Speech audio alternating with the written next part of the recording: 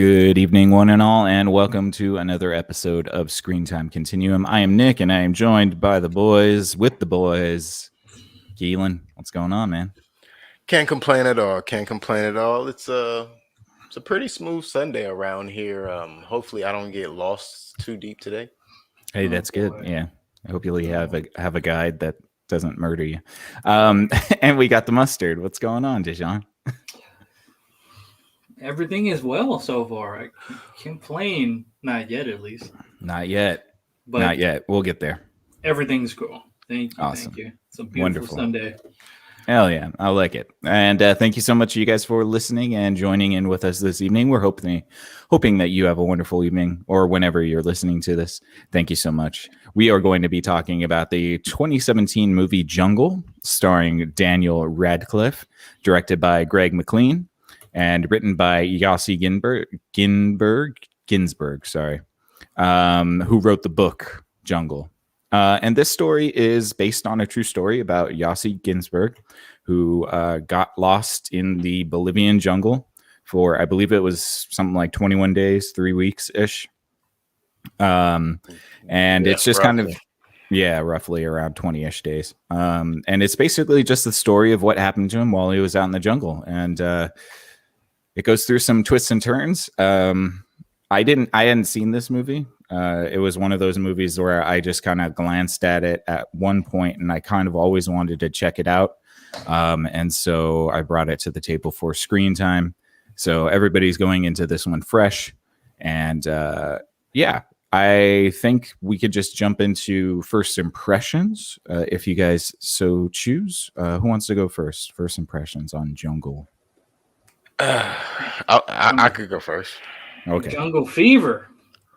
Sure. That concept. Yeah, no, not going with it. If this weren't a true story, that's my whole first take. Damn. Okay. Is that on the that's all? story? On the story. Now, as far as the movie itself, cinematography and all of that was actually pretty nice. I can say, as a movie, this was very well put together.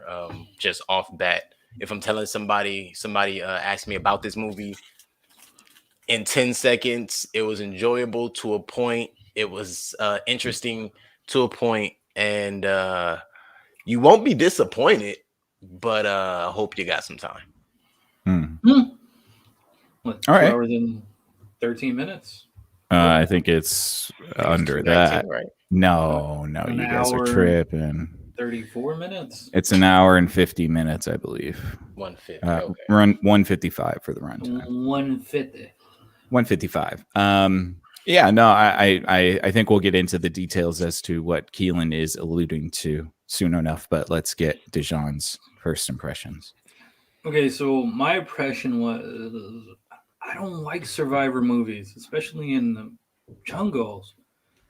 And I think it all started off with that one movie from the dude that just got banded for doing things to women in his school. James Franco. There we go. That's a school. Never Oh, mind. 127 hours. After watching that, I was like, yeah, no. Then after watching, what was that horror mushroom people movie? Oh, Gaia. We watched. Yeah. I was doing this, and this movie really put the nail in the coffin for me. I'm like, yeah, I don't like these types because it's like I kind of already expect what may and may not happen. But for this movie, I'm like you said, Nick, you came across as it was like, you know what? It's funny because I was gonna pick this movie myself because I'm like, I seen it skimming through Amazon Prime, and I'm like, oh shit, Daniel Radcliffe, why not?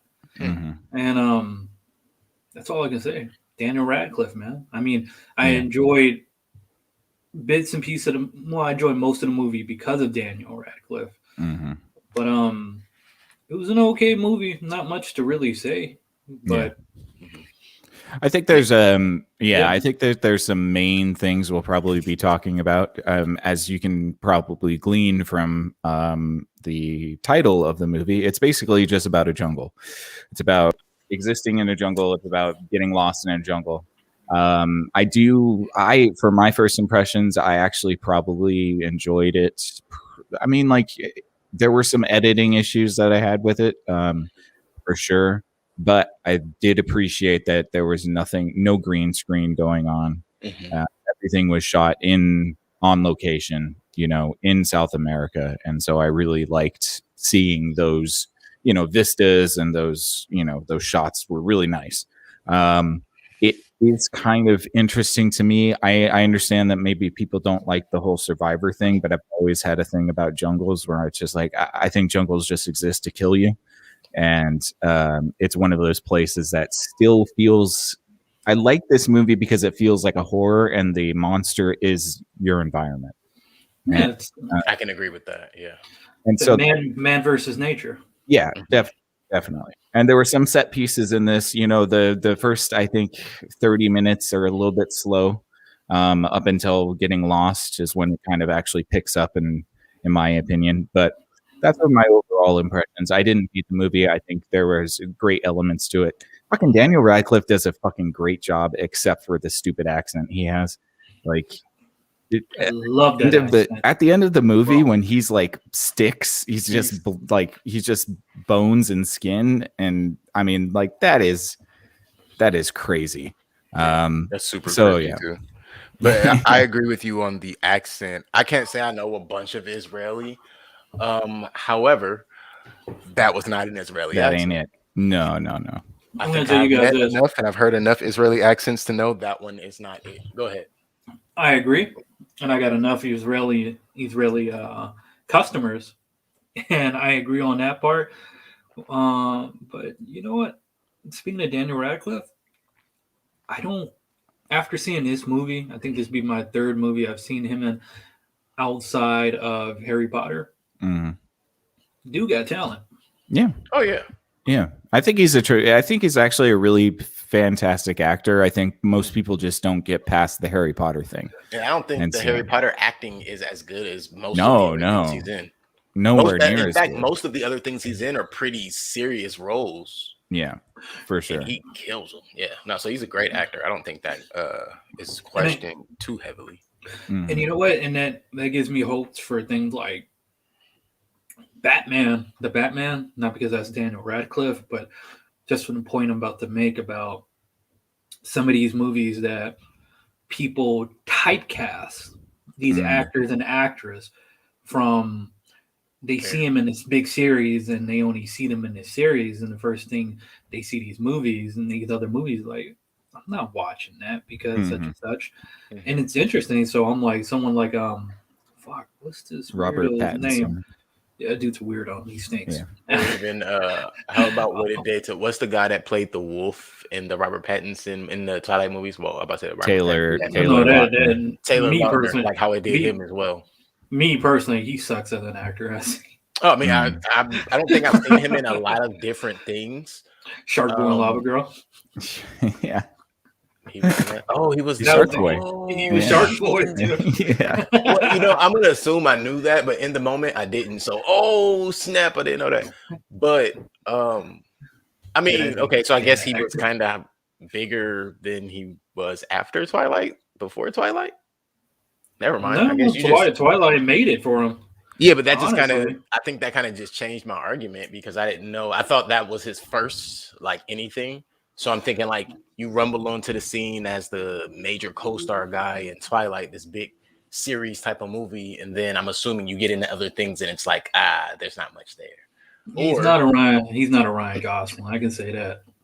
Oh, is that what they were slating him to be? I thought he would have did well in comedies, honestly. No, I only say that because, I mean, for me, I can't really judge an actor or an actress as a kid starting off their career as a kid. They're like 16 in Twilight. They're not kids. Exactly. So it's like you start really seeing them as they progress in their acting career, even more so. So it's just like comparing Shia LaBeouf from Even Stevens to Honey Boy. So. Yeah, I think when you have that sort of like notoriety as a younger actor, you really have to work your ass off to shake it. Yeah. And I think that that's what Radcliffe has done too. He did a lot of stage work after Harry Potter to like prove that he was an actor, Like and then Charmin I heard Goats. about that as well. yeah. Well, yeah, and then he took a lot of indie movies like this one, Guns Akimbo, Swiss Army Swissy. Man, Swiss Army Man, Man, yeah, and that then is all him, huh? yeah, he's done some really Those are all obscure pretty good. indie movies. Yeah. Mm-hmm. And I think it's just because like they're like we said, you know, you kind of get pigeonholed as this character, and then everybody wants to see you as that character. But aside from the really bad Israeli accent, which I don't even think he needed to have an accent at all. He could have just Like, used his American accent. he could have been, or no, he's British, regular. but yeah, Yeah. he No, could have just I been know he's British. British. That But I'm would have saying been he could have fine. used his American accent. Like if you're gonna use an accent that's not your own voice, Yeah, something And that is. But I don't know if that would have been true to the role either, though, because I can kind of understand trying to force it because it puts you in that character. Which is I'm cool. thinking of the word I'm looking for right now. Trying to help you, but I can't think of that word you're thinking of. Yeah, you know, it's like when you have a rubric, a certain set of techniques, and you start changing those certain parameters that make this character, and then you get down to that one thing that you can't quite change, but you have to push it to that limit because if you don't, then you're kind of not going to be able to be successful in those other characteristics. Which is cool because he could have did with you know, The Rock and them did, and Mark Wahlberg did in Pain and Gain. That was based off of true events too as well. But most of them guys were Puerto Rican or whatever. Yeah, it came Cuban, I believe.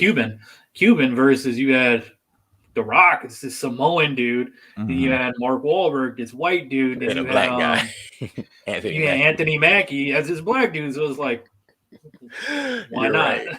You're Yeah. right. So, Yeah, I mean, just reinvent the role. Just reinvent it, but nobody would have cared until maybe the end of the movie. Like, oh, it's real. Yeah, I don't think Yossi would have cared either. Yossi is the man, Yossi Ginsburg. The story is about. I don't think he would have cared either. So I do think that the accent was a dubious choice for Radcliffe, just because he can't pull it off. But I will say the acting, aside from the accent, he does really well. Yeah. I really enjoy him as an actor. I think he does such a great job, especially towards the middle and end of this movie when he's all by himself. Like that shit is harrowing. So what do you guys want to talk about first? We don't have to take it beat by beat. I mean, I think it really gets interesting once the trip into the jungle happens. But I guess I can just preface by saying, he's this Israeli sort of traveler that's in Bolivia, and he makes some friends with a Swiss guy named Marcus and an American named Kevin. They start their sort of friendship thing, and then this guy comes out of nowhere and Carl and invites Yossi, Daniel Radcliffe's character, to go to the jungle to meet an indigenous tribe, a tribe that's deep in the jungle. And he tries to sell them kind of like The Beach. If you guys remember The Beach, Leonardo DiCaprio, they try to sell you like the journey that the tourists don't go on, the one, the true experience of the jungle or whatever. And so they all decide to go for it, not realizing it's the fucking jungle and it's super dangerous. And so let's just take it from the Exodus, the trip. Let's start with Carl really quick. What was Carl like? What was his background? Where was his accent from? Because his accent, he was German. I was thinking he was German. Here's my problem with him being German. What are you doing in the middle of South America? Right. Germans in South America, especially after World War II. Exactly. Okay. I think that's what he was alluding to. Very nice. It's very possible because this happened in it's not possible. He would have been in his 60s at the youngest if that were true. So he could have been, but he could have been the son of. He could have been an offspring of somebody. Yeah. Okay. Yeah. Okay. Running with that. Also, I'm wearing his hat for one reason and one reason only. Not once through this entire movie did Crocodile Dundee don a hat. What is going on with that? I know. And yes, right? I understand I understand there's a big difference between a German, an Australian, or an Austrian, because I'm not really sure which one Crocodile Dundee was. But I still was thinking that through the whole movie. Like, shouldn't he be wearing a hat? He's like a jungle Mhm. tour guide. He should like have some kind of protection. I got him. And really, I Yeah. really picked up my hat in the middle of the movie. Like, he should have one of these. You should be canceled, good sir. You should be canceled for that. Me? He's the one who Yeah. broke out a spoon talking about it. Said, "Not wrong movie. Sorry." Never mind. That's xenophobia. Look at you, xenophobia. Yeah, but no, I did like Carl's character. Obviously, I felt that he was suspect, just Oh my because gosh. who entices people to go out into the jungle? Wait, how about this? Minute 32, second 16. Mhm. Carl looks concerned. That's literally in my notes. And Probably what not a good sign. right. I'm gonna tell you guys this. And the thing is about some of these survival movies, mainly these movies, that pisses me off. It's this simple fucking rules, man. Mhm. This be told this. Don't It do is the anything simple extra rules. and stupid. And why the fuck do you go into these uncharted terrains without fucking listening? Yeah, but people do this shit, man. Like, this shit happens, and that's what's kind of silly about it, because it's like, yeah, we can see it in the movie and be like, oh, that's dumb. No, Why didn't he follow the river like he was supposed to? Well, people do fucking weird shit when they're lost. Well, Yeah, not I mean, I even can just when they're understand. lost. People Come do on. weird shit. Panic. for fun. No, Mm. fuck that. People do weird shit for fun. All right, listen. There are canyons and ravines out on the other side of the San Fernando Valley. I can't really define where, but I know they're out there, right? And let's just say that I have been convinced more than 2 or 3 occasions to head up into those canyons and to go swimming and to go up and down the hills and around the trees and to ride dirt bikes. And listen, you do things just because somebody somewhere else said, hey, I heard about this one thing, and you don't really think it's the smartest thing, but you do it anyway because you trust your friend. And that's really what this movie is based on.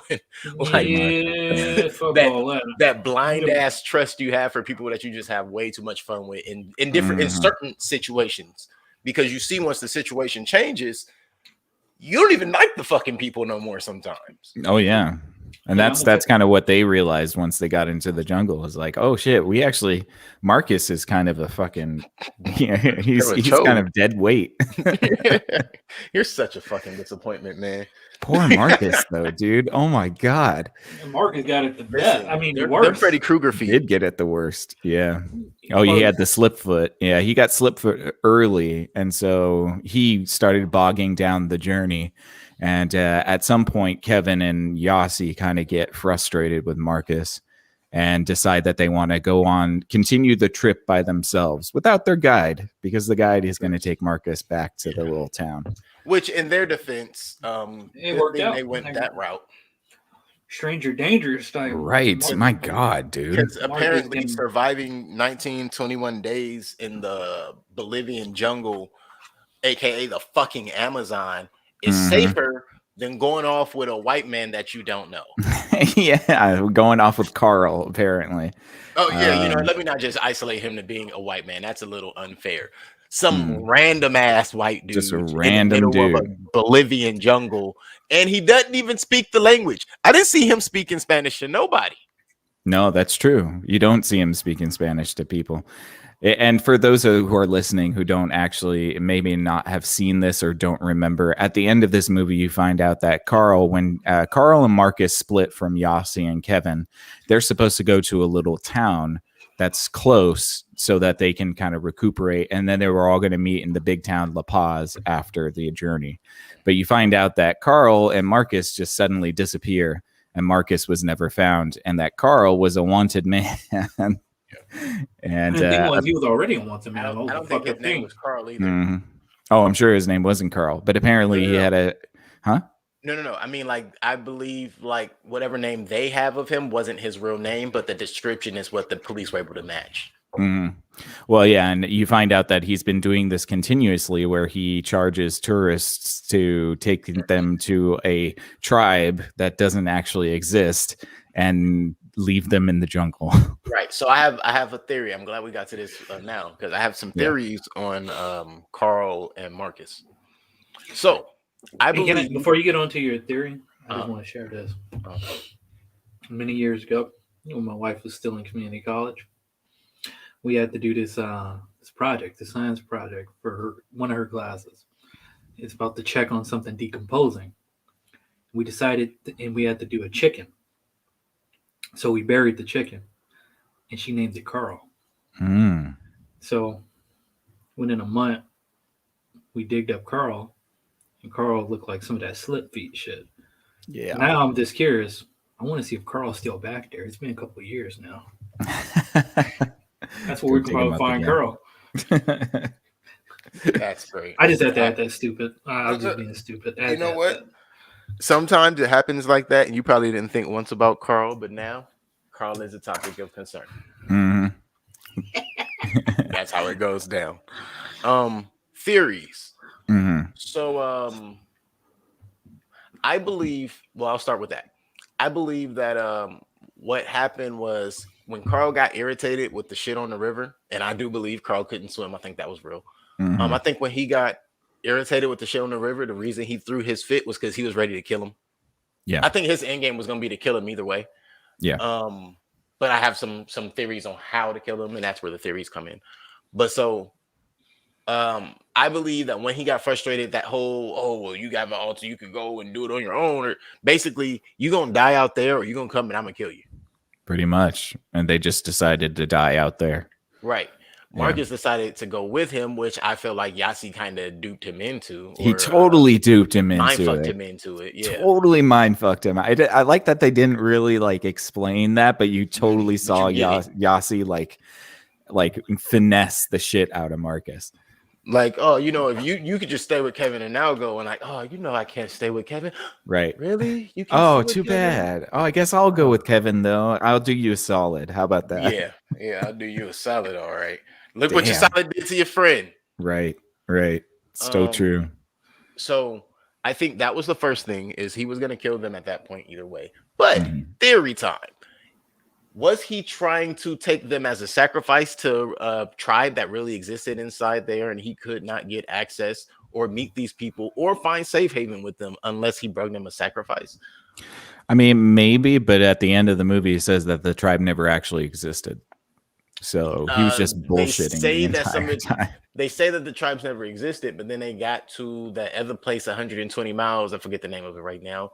From Rurabak at the beginning. And that place actually existed, and that place wasn't supposed to exist technically. Then, well, that was on the map, but they were looking for like I get what you're saying. The uncharted tribes, right? I'm just thinking, if Carl's gonna lie, he's gonna tell the truth about this huge ass town where you can meet the government and people who might actually help you, versus just giving you this fake map to begin with. Because Carl gave them that map. It's not like they got this map from somewhere else. Yeah, I just don't think. I think that he's one of those types of dudes that's like, I know the jungle, I know how to get out. I can lead these people through. I can lead these people into the jungle and just leave them and rob them.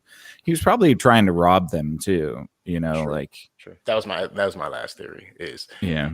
He probably belonged to a tribe that was in there, and the tribe just literally lured people in and robbed them. And who knows? Maybe they were cannibals as well, or a cartel or something. You know, but I believe he was taking them in there as a type of a barter. Is my point. That's my theory. Yeah. So Yasi and Kevin decide to take the river to this tribe that doesn't exist. After basically Marcus and Carl are like, now we're not going any farther. Carl doesn't like the river idea, and if your guide doesn't think it's a good idea, dude, come on, you're gonna listen to Kevin. I mean, first off, I didn't like how fast they built the raft. Can we start with that? They built that pretty quick. Yeah. They built that raft really fast. Oh, wait. As we're talking about building the raft, I also realized there's something else we didn't mention as far as the logic. Jungle. Set in? Movie logic. Yeah. Oh. Movie logic. This was 21 days or however long it was, happened in an hour and 55 minutes. They were only really out there for about an hour and 20 minutes. out in the wild. Well, this is from a book too, so they I'm they sure the book's condensed a amazing. lot of I think they condensed a lot of that stuff. Yeah, but them eating a monkey for dinner. Yes. Yeah, I think that was the first hint that Carl was a psychopath because he kept bashing the monkey's head in over and over Man, and over again. like for Yeah. real. Well, Mhm. and also, I noticed through the entire beginning of the hikes, Carl had this incessant. He sounded a lot like the dad from Gaia. He just had this hate for Yeah. people. Yeah. Oh yeah, Like yeah, that is true. extreme hate for Mhm. people. Yeah, given that whole spiel about how the Amazon's going to, and maybe that was his motivation, right? Perhaps. He's like, all of these white people are killing the Amazon, so I'm going to just take them into the Amazon to die. I think that might be it. That would have been an interesting sort of motivation. But I do think it is. I think it is more impactful that we didn't. I think it's actually more impactful that you don't know that Carl was like a predator until after the movie is over. Oh yeah. But you do get hints that he definitely was not aware of what he was doing or not familiar with what he said he was. Mm-hmm. Mm-hmm. I think that's obvious. Like I said, very early in the movie. Well, and so basically, as soon as they split, the party splits. That's when everything falls to shit. Yossi and Kevin take the river, and it's all well and good until Yossi takes a snooze, and Kevin doesn't fucking pull off at the beach like he's supposed to. Yeah, because he knows how to read the river. Right, except he doesn't apparently. Mister, I'm paying attention. Yeah. So they were told that you have to take this beach, you have to get off of the raft at this beach, or else you are going to die because the canyon is way too difficult. The rapids are really bad. Obviously, they missed the beach, and basically that's where all hell breaks loose. You got he the also rapids. told them to jump and swim. Yes, they did, and they didn't do that. Right. And had they had jumped and swam, they would have been fine. Yeah. Oh, you have no supplies. You didn't have no supplies anyway. Let's be honest. Just follow the river back up. You'll be fine. You're not that far away. Would it take you 2 days to get down? Did it take you 3 days to get back? You'll be fine. Right. So they don't do that, of course, and then they get caught in a rock in a rapid, literally a rock in a hard place, and that's when Mr. Oregon Kevin knows how to swim through rapids. Apparently, he did mention that he's been on rivers his whole life, so he jumps off the raft and tries to get some vines to bring Yossi. That was the dumbest onto the shore. It's a terrible decision. First of all, he should have taken the machete with him. You're here. We have enough weight. Let's throw shit to the shore and right. try to make it at the same time. Right. Exactly. Yeah, we can link arms and try to swim together, But yeah, that doesn't happen. So the Yossi and Kevin get separated, and Yossi basically goes down the river, almost drowns to death. And I wonder if Yossi actually is the size or similar to the size of Daniel Radcliffe in real life. If so, because Daniel Radcliffe in this movie, by the end of this movie, he probably weighed like $105.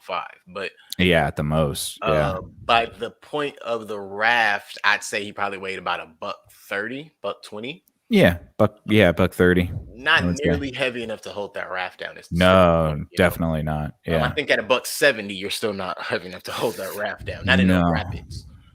The rapids were bad. Right. The moment Kevin started talking about getting off, and then I understand, again, this is a real life situation, much less time in real life when this was actually happening, I'm sure. Mm-hmm. But I'm thinking to myself, as soon as he says, I'm going to go, it's like physics, dude. Physics. That's not the one less person holding the raft down. Yeah. Think this through. Think a little faster, but a little harder. I guess he was thinking if he could get it all done quick enough, it would have been fine. But again, you're not thinking faster than nature. Right. Yeah. Faster than rapids. I've tried to outrun the wind before. Right. And that basically kind of just sets the tone of the movie, and we follow Yossi most of the way through the rest of the movie. And he gets stranded and slowly starts to lose his mind, which I found really kind of interesting because I like that setting of the jungle being like the place that you lose your mind in. I thought that was really cool. Him getting a parasite in his head was pretty interesting. That was gross. Ultra it's, gross, but it's just very real considering he did bust his head open underwater. yes. I think it's just fascinating because like it's just a taste, and I'm sure the book goes into more detail of the horrors that are in the jungle. But man, the jungle wants to kill you. It Oh yeah, really wants to kill you, and you know I we, am we just thoroughly agree on that. Well, you're part yeah. of that natural, the whole Darwinism. You're part Yeah. of it then. So it's Mhm. like we are planet beings here in this atmosphere, and We live we in are a world that wants to kill us at all times. we're also trying to control it. Yeah, absolutely. Yeah, I mean, I was telling my wife we were watching it, and like he gets trench foot at one point after escaping the rapids, and he's in the jungle for a little bit. He decides that he needs to dry his feet because in the jungle you need to make sure you dry your feet every day, or you get something called trench foot, which is when your oh god, your feet get so soggy that the skin just sloughs right off Slips of right them. off. That'd be And dope. it's Freddy so Krueger gross. foot. Freddy Krueger foot. And I was just telling my wife, I'm like, man, we are so weak. Like if you put your feet in water for too long, they just fall apart. Like, You could dissolve a human being in water. You don't even need yes, acid. yes, you can. Yeah, totally. And it's crazy because our body is like a big percentage made out of Mhm. water, which Yeah. is like what? I know it's incredible, and I think that's why I like this movie so much is because I'm fascinated with jungles and just how dangerous they are, and this movie kind of shows it. I wish that there was a little bit more of that, but I think that it was appropriate to have more of it be like a psychological thing for him. Right. I think You the know. movie you're looking forward to, Nick, is called Australia. Australia, yeah, just all of the dangerous animals, yeah. That's it. Yeah, totally. But yeah, I mean, so we don't really have to go beat by beat, but he does lose his mind, and he starts hallucinating, and then he's seeing shit, and then seeing a native woman in the jungle. He was just horny. Maybe. But I did like his Native fantasies. nothing. I did like his fantasies. Anytime there was like a girl that was like pretty, she was always offering him food. Right. Because he was so hungry that he didn't give a shit about anything else but food. And at first, so of course the hallucination woman I thought was real at first, but it made me think back to the girl in the city with Marcus, and I was like, was she real? But Marcus acknowledged her. Yeah, She really liked you. And I was like, okay, no, she was real. She was real. Yeah. And I like how that put that stamp on his disconnect with women already. Mhm. So when it came to that, even he in that moment was like, I just had to do one thing. Okay, you're real. Yeah. You're real. And it's like, no, she's not. You're that far gone. Yes. Now, for me, that hit two things. He had started taking the speed by then. So I'm thinking maybe the speed come down may contain some type of hallucinogenic effect. Oh, yeah. And the lack of sleep and food. I was just going to say that too. And then the lack of sleep and food would be a type of fasting or meditation, which some people endure in one or the other, but he was taking on both at the same time. Oh, yeah. If you really want to trip, just don't eat for two weeks. Yeah, and don't I want to say sleep by the for time 2 you hit like days. day 7, you start hallucinating. I think it is. Yeah, pretty much. Not from experience, from research. Yeah. You sure? No. I can tell you honestly, I think a dry fast, like 2 or 3 days is about my max. Yeah. I mean, even Ramadan, you get to eat after sunset. So Yeah. like there's a reason people still eat during fasts. But yeah, I mean, like I thought it was fascinating. I think it was heartbreaking the moment he realized he was going in a circle. When he found that footprint, and then he saw the egg that he ate before, and he was like, "Fuck," just going in a circle. That in itself was crazy. Like that was a whole bird fetus. Yeah, yes, it was crunching the bones and. I'm surprised he didn't get food poisoning from some of the stuff he ate, man. Honestly. I think he did. So here's what I believe. I think there is a high probability he got sick a few times while out there over the days, but fasting and even some terms of deprivation kind of sends the body into shock, and when the body's in shock, it heals itself. Yeah, maybe he was just kind of so delirious that he couldn't even notice that he was food poisoned. Yeah. Mhm. So it's Yeah, like totally. the body knew what to do to trick the brain and not even worry about it. Because at a certain point, even when he didn't have access to the speed, he knew, oh, fire ants. If I get enough of these on me, it'll Yes. charge my system up, and I'll use Yeah, that that little was jolt. that was Smart. actually pretty smart. Yeah, Mhm. to keep himself lucid, he decided to put his body against a tree of fire ants. Nature's defibrillators, man. Yeah. Just I, send him right into cardiac arrest. mhm. I want to say that fire ants have been used in different medical remedies of that nature, like to stimulate areas. I can't Also guarantee that, but I feel like I in have. spiritual practices too. Yeah, I'm like, I They want to have say I have a read that somewhere. I just can't say from where. there's a tribe that like has like a mitten that they put a whole bunch of fire ants into, and you have to put your hand into it and then hold your hand in there while the ants eat you. Yeah, it's gnarly. The longer you leave it in, the stronger you are, the higher Pretty ranking you much, get. and you're not allowed to show any pain. But Oh, yeah, like I you mean, do. pretty much, yeah, exactly. Very nice. But yeah, and then obviously he also gets stuck in quicksand, which is That like was the interesting. classic jungle thing. I love Yeah. that. I really do. And as somebody who has been stuck in quicksand before, What? that shit is scary, dude. Yeah, I got caught in quicksand once in my life, and I checked it off the bucket list. It was really innocuous too. We were near a river, and we were walking close to the shore, and I didn't realize that it wasn't sand, it was sand and water. And so when I stepped in, I took one step and I was already at my waist. Ooh. And so like I had to stay still really quick and kind of shimmy my way out before I got any deeper. Luckily I was only like a couple inches away from solid ground, so I was fine. But Right. like that shit, it'll sneak up on you so fast if you Oh, don't know it's shit. quicksand. Yeah. So we need hoverboards when we go into the wilderness. Yeah. Or just Right. make sure you don't walk in any areas that are because he was by the river. So any areas near rivers tend to have a lot of possibility for quicksand. Oh, really? Yeah. See, It's I because have no clue. it's all of that mud and water that mixed together, and then it's still on the top, so it looks like ground, and it's not ground.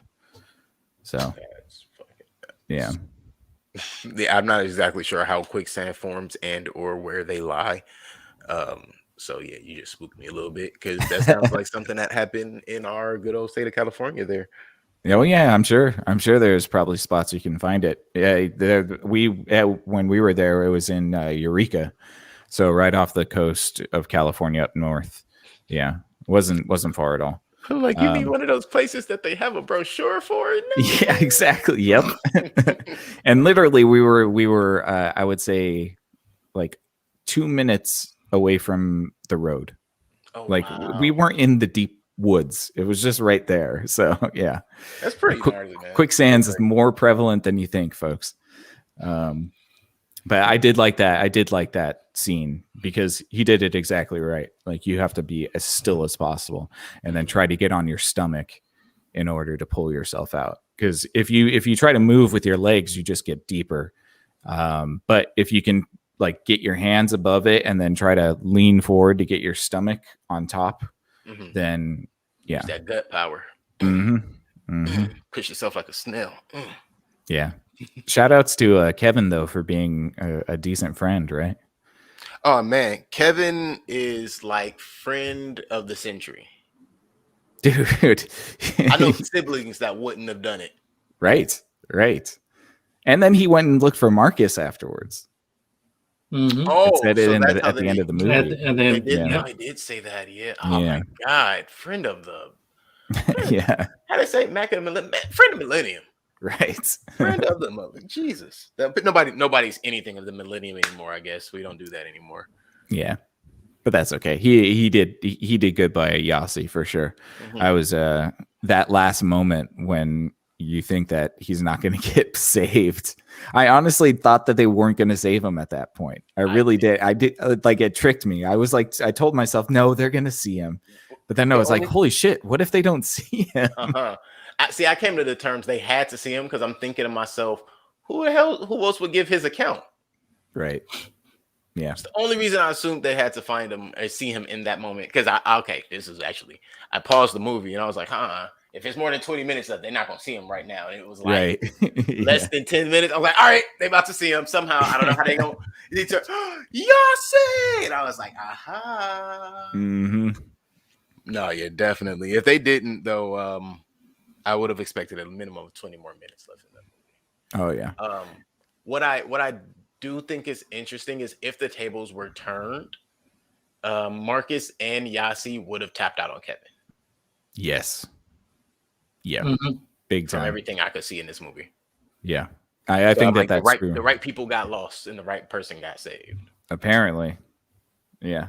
Leave Leave it to an American to have to save the foreigners. Well, that's the most intriguing part. Damn. But I do want to make sure that I don't let that linger too long. I don't mean that in terms of Marcus and Carl.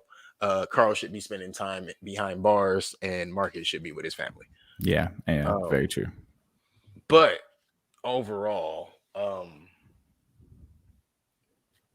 what do we think of the? What do you guys think? I know what I think. Not the guy who helped him, but the guy who wasn't the officer who was fighting Kevin so hard. Like, hey, my friend, you tried, you did your part. Like, nah, Yeah, I didn't, because I'm still alive and I don't know where they are. So no, I didn't do my part. I think that that dude probably gets those types of things happening more often than not, and so he's like, yeah, I've seen this before, man. Like, if you don't find them within a certain period of time, they're gone, Mm-hmm. So I think that's why he was just like, no, man, you did what you could, but that's it. Shout outs to the gentleman that actually did help him. Yeah. And I don't think he even took the money either. Maybe not, but I would hope that Kevin actually, made good and compensated him good for that. Mm-hmm. Let him keep his boat and gave him some money. Yeah. Right. Yeah.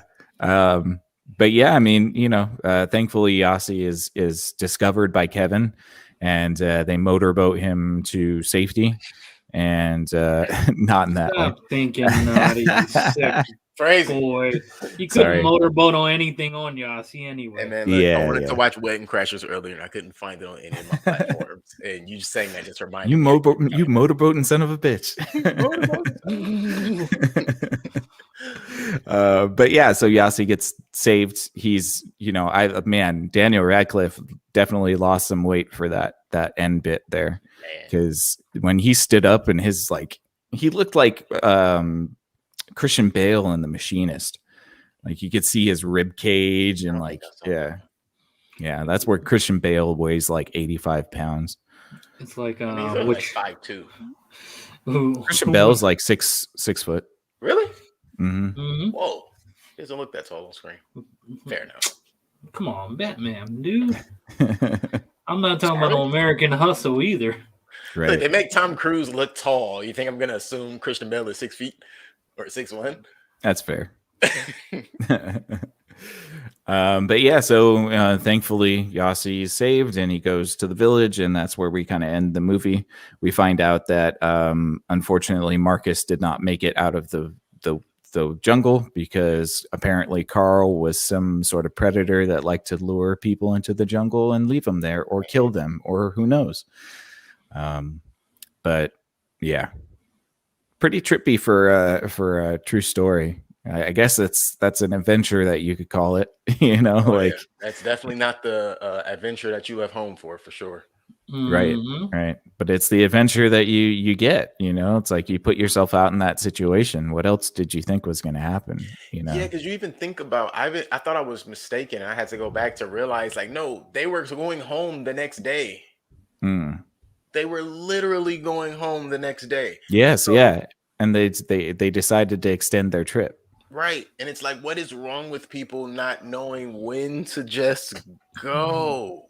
Exactly. Just go. Because and I say that because I remember, I want to say it's that movie, can't remember the name of it, but where the husband and wife are out and they get stuck out in the water with the sharks. It's like that was apparently something they added on last minute to their honeymoon. And lo and behold, you're sitting in the middle of the water, open water. That's what it's called, open water. Mhm. But yeah, I've seen that kind of thing in a couple of these movies. And it's usually a true story type of a movie.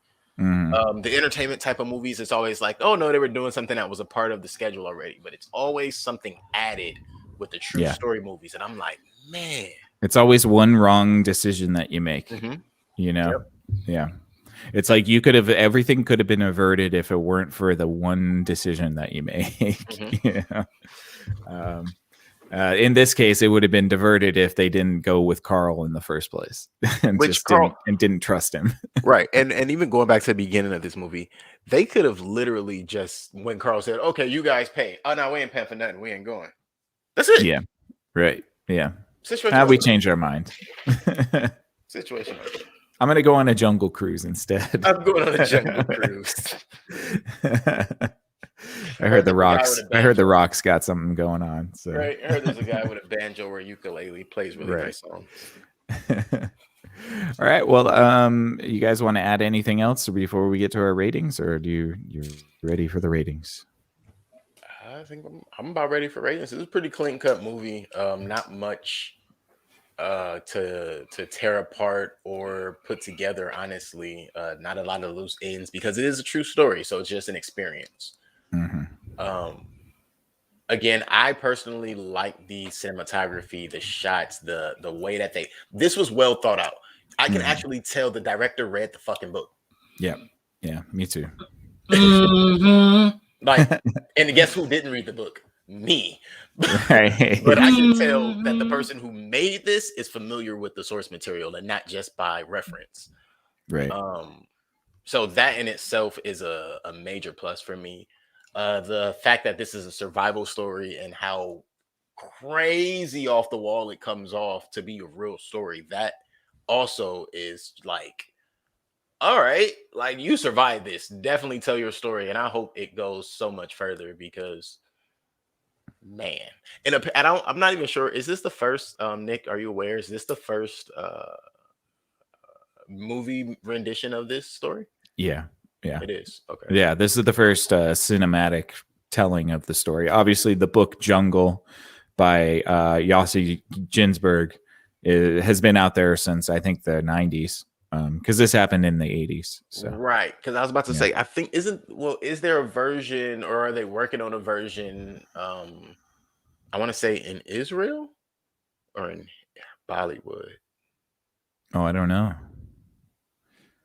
I mean, it's a good story. I would imagine that there might be some other renditions of it. Yeah, when I was looking it up, it just kind of crossed my, you see something, but you didn't really click on it, but you're like, wait, like what did that say? Like I should have looked harder. Okay, no, I was just wondering, had you seen the same thing when looking it up? But yeah, no. So I'll just leave it at that though, because I'm with you. I don't think there is anything else currently out. I was just wondering if they were working on anything else coming. This seems like the type of story that, now that you have some bigger names behind it, it could get remade in the next 10 years or so by a bigger studio. Yeah, Jungle 2. Not necessarily Jungle 2, but like say from Kevin's perspective. Okay. Yeah. Jungle 2. What would we call that? Jungle 2. I think Kevin's perspective, I don't know if we would call it Jungle 2. We would probably call it The Photographer and His Bows. Kevin's Boogaloo. Kevin's Boogaloo. Stop stop alienating Hollywood, dude. No, listen, let's be honest. Before we even do ratings, let's just be real. There was a lot of Brokeback energy in this fucking movie. Oh yeah, there was a little bit. Marcus was kind of sweet on Kevin. And that's all I'm like, and through the whole movie to the point at which I was like, all right, can we just get that out the way? It's way too much tension. It was an awkward tension that I was like, can we explain that or delve into what that is? Or and Marcus calling Carl Papa was weird. Yeah, it was like all of those things. And I was just like, all right, there's something going on. And I thought we were going to get it. But then I think he was just Swiss. Yes, and that's what I started putting that together. I was like, I realized like, no, it was all of their cultural humor kind of blending and meshing. Yeah. And it came off as homosexual. It came off as forward. It came off as sweet because there was nothing to make me think it was sexual, but Right. interested. Like The way Marcus be like, "Oh, Kevin, Yossi." Well, look, Papa, man. sweet is the reference I'm going with. sweetness. Hey, man, look, if I spent 21 days lost in the jungle and my friend just found me, I would hope I'd get a hug first. Hey, At no, least I'm okay with that. Yeah, I'm not. Not no tip to tip action, but yeah. If you're not hugging your friends out here, you need better friends, damn it. Right. Get better friends, damn it. Sorry, I didn't mean to hit y'all with the grandpa voice. It's all good. All right, so ratings. Down for ratings now. Yeah. Who wants to go first? Okay, Dijon, go ahead. Yes, sir. All right, he's ready. I give it a 7. Okay. I give it a 7 straight up. Love Daniel Radcliffe. His accent, was half and half on it. Mm-hmm. It was entertaining to me. And, the movie was all right. Finding out that it was sincerely based off real events was like really cool. Like I said, my biggest thing is not too much of a fan of the whole Survivor thing because it's like we can get these typical sequence, that comes up for what you're gonna deal with. So when Nick, you said quicksand, I was like, that had to come, and I'm like, everything that was ever talked about or foresaw was gonna happen.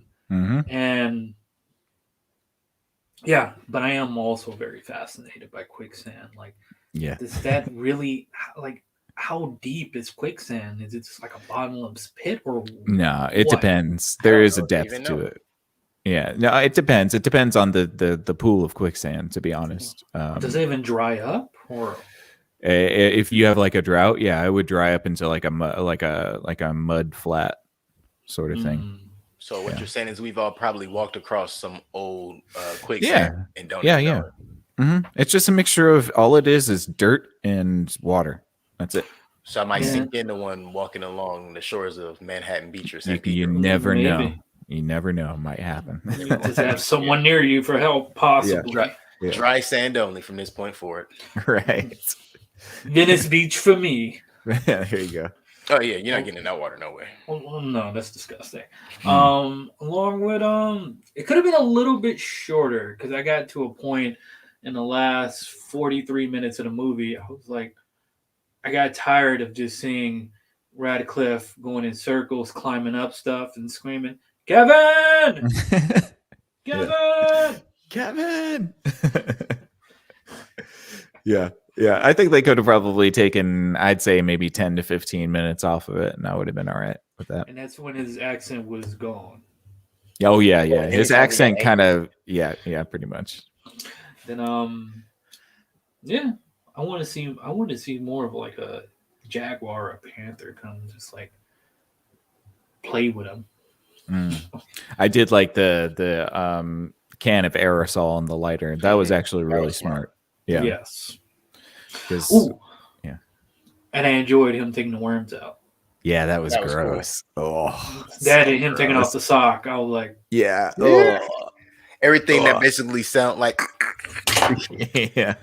And all that did was make me want to go get me some Wendy's chili afterwards. Yum, yum, yum. That Wendy's chili. Yep. But it's funny, like, we look at those things as like, oh, it's a Hollywood spectacle. No, that shit happens. That happens in the jungle, man. That shit happens. So all I gotta say is don't go peeing in the Amazon. Oh my God, please don't. Or if you do, cut your stream every 2 seconds. Go stop. Like, for real. These are not jokes. No, it's legitly not, because I mean, as a kid, I didn't understand it, but I think as a kid, I was smart enough when I used to take trips to Belize. Now, when we wouldn't do like pools, we would take trips going into like Guatemala, into going into like not like the forest, but the jungle style areas that you can do as tourists or just people going into the area.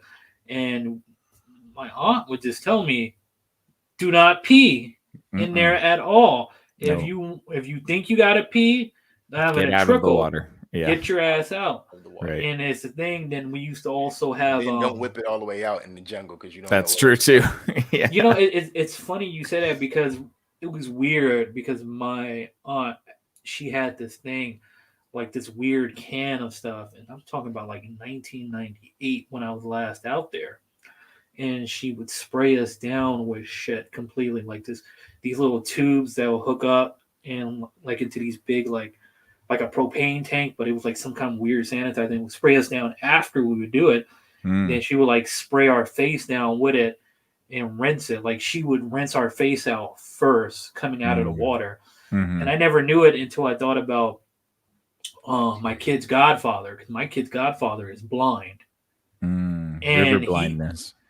He was already going blind as a kid, but it got worse when he went out into somewhere in Brazil, and he went swimming into one of those little ponds or something, like concluded in their jungles, and the bacteria got in his eye and just finished his sight off. Yep. Oh God. Wow. So I'm like, yes. Don't fuck with the jungle, guys. Don't fuck with the jungle. That shit is so dangerous. Everything wants to kill you. Even the water wants to kill you. I just became a land animal. Right. Me too. Cool. Fuck it. I love the city now. Right. All right. I love the water too, especially. Oh man, yeah, that sucks. I know. I'll go second though. I don't mind. Dude. All right. I will say this. As far as comments and things to cover, getting out of a river after twisting, twirling, and being pushed down the canyon for Lord knows how many miles, banging your head, surviving all of this time, and then free climbing the side of this canyon is an amazing feat. And you know what? No, I'm going to say it. I'm going to say it out loud. Americans could never. Yeah. Americans could never. For Probably real. not. Yeah. Name Most of one. them probably wouldn't be able to. That's the name of my new rock song. Well, Alex Honnold could. He gets paid for it. Yeah, I guess that's true. He does. But he might do it for fun. He is also crazy, I'm sure he does it for fun, actually. I'm sure that's how you got to the point of getting paid for it. But you guys understand my general point. Like, that blew me. So some of the feats, again, finding out that this is a real story, the cinematography, Daniel Radcliffe. He had co-stars, but Daniel Radcliffe. Interesting story. It's weird to have to phrase it this way, but I'm glad when people survive some of these type of experiences and are able to put experience and words to paper on their own without having a medium. I notice when there is a third party that's helping tell the story, it's never told the same. It's not as well as told as well. It's not done as well. I can't think of the way I'm phrasing that properly. And if you don't believe me, go and read any war book. Right. This movie from me also gets it doesn't.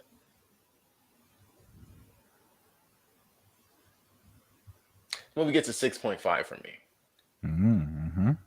I kind of want to give it higher. But it's a true story, so you didn't have to work too hard to impress me. But I think with what they have, and who am I to impress? But I think with what they were given, what they have, and the way they executed, I mean, if this were not a true story, and they had to fashion some of the details with a little bit of fantasy, this could damn near be a 9 or a 10. Gotcha. Yeah. I agree with you guys. I think there's a lot to like about this movie. I love Daniel Radcliffe. I think he's one that's kind of, I always overlooked, and I apologize for that. Because, like, I shouldn't have typecasted him. And I think that he does a really good job in these sort of smaller indie films. And I think that he does a great job acting. Just don't do accents next time, man. Just, just don't do accents and it'll be all good. I love the cinematography. I love that they shot on scene, on location, pardon me. I think that the story was compelling. I love the jungle as the enemy sort of thing.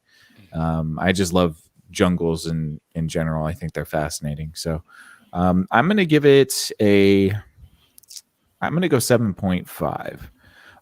I think it's a decent movie. It's a movie that I would probably watch again, to be honest. I did think that there was a maybe 10 minutes ish that could have been shaved off of it, maybe 15. But other than that, I thought it was pretty tight. I thought it was decent. We've definitely reviewed some stinkers here, and I don't think I could put it in the realm of those movies. So I think 7.5 for me is the right one. This gives a 21 out of 30. That's a 7 even. 7. Yeah, 7 even, which I think is fine. Good, slightly above average movie, and I think that's. Oh man, he was screaming. And I think that's good. That's our new soundboard for the story, people. Yeah. Now they know. You get Will on board for the show. Right. I wanted to get one just with Samuel Jackson or Schwarzenegger. That'd been great. Oh yeah, nice. Yeah. All right. Well, I think that we are all set. I think that's good. We put a bow on it. I think we're good.